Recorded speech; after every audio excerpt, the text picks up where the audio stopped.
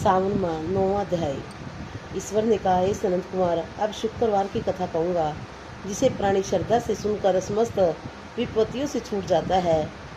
पांडव वंश में उत्पन्न एक सुशील नाम वाला राजा था। उसने बहुत प्रयत्न किए, लेकिन पुत्र नहीं हुआ। उसकी सुकेशी नाम की पत्नी सर्व गुणों से युक्त थी। जब पुत्र नहीं प्राप्त हुआ तो वह महती चिंताग्रस्त हुई। वह स्त्री स्वभाव के कारण प्रत्येक महीने में कपड़ों के टुकड़ों को अपने उदर में बांधकर पेट की वृद्धि करती रहती है। इस तरह दुस्साहस के कारण सब प्रस्तुति के अनुसार सुकेशी गर्भिणी को खोजती रही। प्रारंभ से पुरोहित की पत्नी को उसने देखा, उसमें वह गर्भिणी थी। कपटी राजा की पत्नी ने प्रसव समय में दाई के कार्य करने वाली अन्य किसी स्त्री को इस काम के लिए नियुक्त किया। उस सुधिका को एकांत में बहुत धन दिया तथा अपने गर्भ के अनुकरण की सारी बातें कह सुनाई।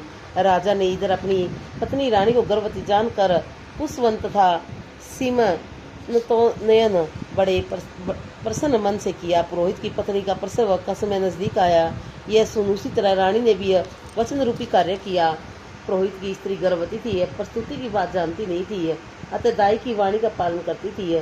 पुरोहित की स्त्री ने प्रवचना करने के लिए दाई ने उसके नेत्र बांध दिए। उत्पन्न हुए पुत्र को किसी के द्वारा राजमहिषी के समीप भिजवाया।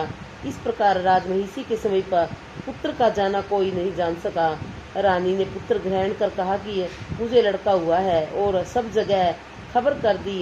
इधर दाई ने पुरोहित पत्नी के नेत्र बंधन खोले। वह अपने साथ मांस की एक पिंडी लाई थी। पुरोहित पत्नी को उसी को दिखाई तथा विस्मय और खेद युक्त वाणी को भी प्रस्तुतिका का आप ही कहने लगी, यह अनिष्ट हुआ है। पतिदेव से कहकर इसकी शांति करवाना।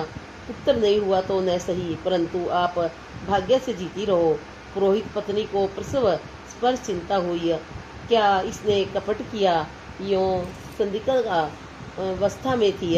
ईश्वर ने सनत कुमार से कहा, राजा ने पुत्र की उत्पत्ति सुनी तो जात कर्म संस्कार आदि करके ब्राह्मणों को गज, असव, रथ आदि दान दिया। जो कैदी जेल खाने में थे उन्हें प्रसन्नता पूर्वक छोड़कर सूतकांत में नामकरण आदि संस्कार किए। राजा ने पुत्र का प्रिय व्रत यह नाम रखा। श्रावण महीने के आ जाने पर पुरोहित पत्नी ने शुक्रवार के दिन भक्ति द्वारा जीविका का अर्चन किया।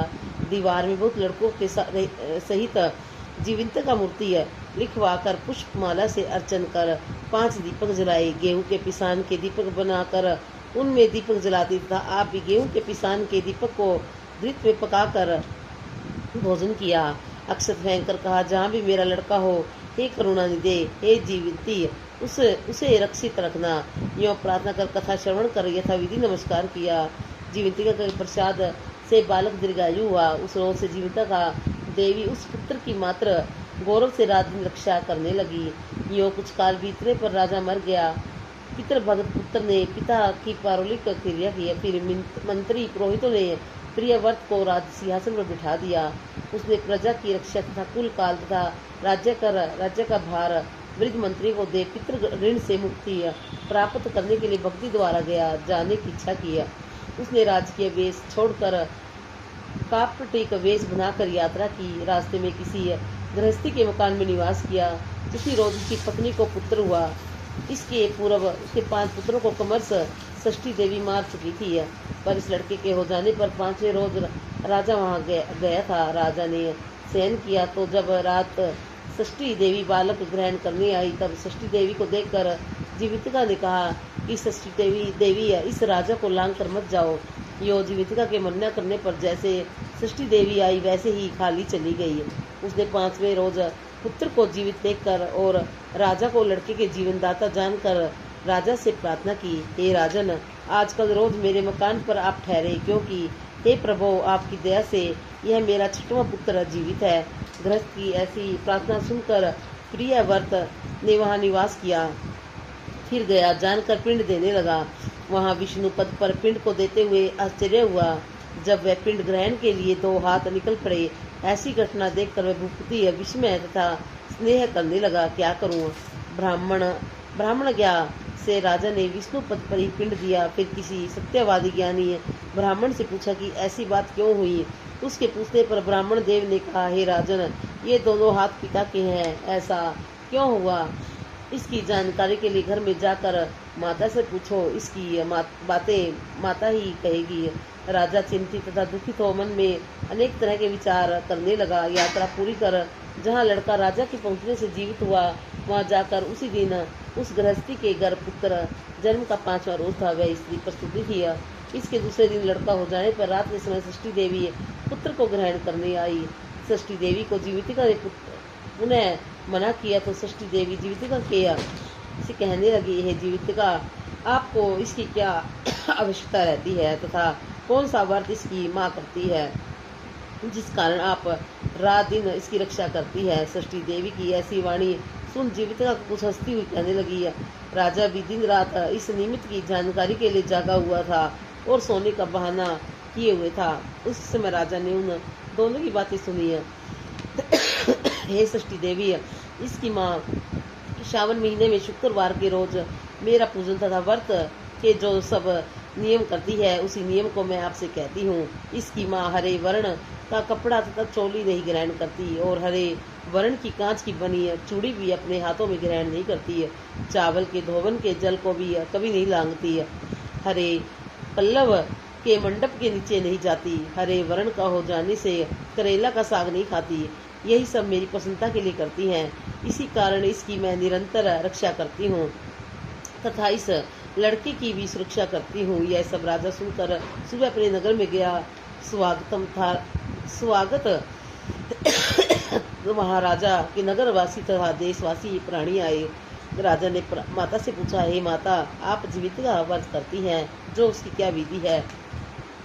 राजा के पूछे जाने पर माँ ने कहा, जीवितिका व्रत मैं नहीं जानती। राजा ने गया यात्रा के फल प्राप्त ब्राह्मणों तथा सुवासिनी को भोजन कराने के अभिलाषा प्रकट कर उन सुवासिनी ब्राह्मणियों के यहाँ हरे वस्त्र, हरी चोली और हरे कांच के कंगन आदि प्रिय सार्थ भिजवाए। दूत ने यह कहा कि आप सब राजा के घर में भोजनार्थ आवे। पुरोहित की पत्नी राजदूत से कहने लगी, मैं हरे वर्ण की कोई चीज नहीं लेती है। पुरोहित पत्नी की ऐसी वाणी सुनकर राजा के दूत ने जाकर कहा। राजा ने पुरोहित की पत्नी के लिए रमणीक लाल वर्ण के कपड़े आदि भेजे। पुरोहित पत्नी उन सब चीजों को ग्रहण कर राजा के घर गई। वह पूर्व वाले दरवाजे पर चावल का धोबंत जल तथा हरे वर्ण का मंडप देखकर वह स्त्री अन्य दरवाजे से गई। राजा ने यह देखकर पुरोहित पत्नी को नमस्कार किया और नियम का पालन बतलाया। राजा को देखकर उसी समय उसके सतन से दूध बहने लगा। उन सतनों की दूध धारा से वह राजा अच्छे प्रकार सिंचित हो गया में 2 हाथ निकलने से तथा रास्ते में गृहस्थी के यहाँ देवी से बातचीत और सतनों से दूध बहने मात्र से राजा को विश्वास हो गया कि ये मेरी माँ है। राजा ने गृह में रक्षा करने वाली माँ के समीप जाकर बड़े विनय से पूछा, हे माता, भय मत करो, मेरे जन्म समय की ठीक बात कहो। राजा के जन्म समय की बात सुकेसनी ने तथ्य रूप से कह दी। राजा ने इसमें प्रसन्न हो अपनी जन्म देने वाली माँ बाप को नमस्कार किया और संपत्ति देकर बढ़ाया। इससे दोनों बड़े आनंदित हुए।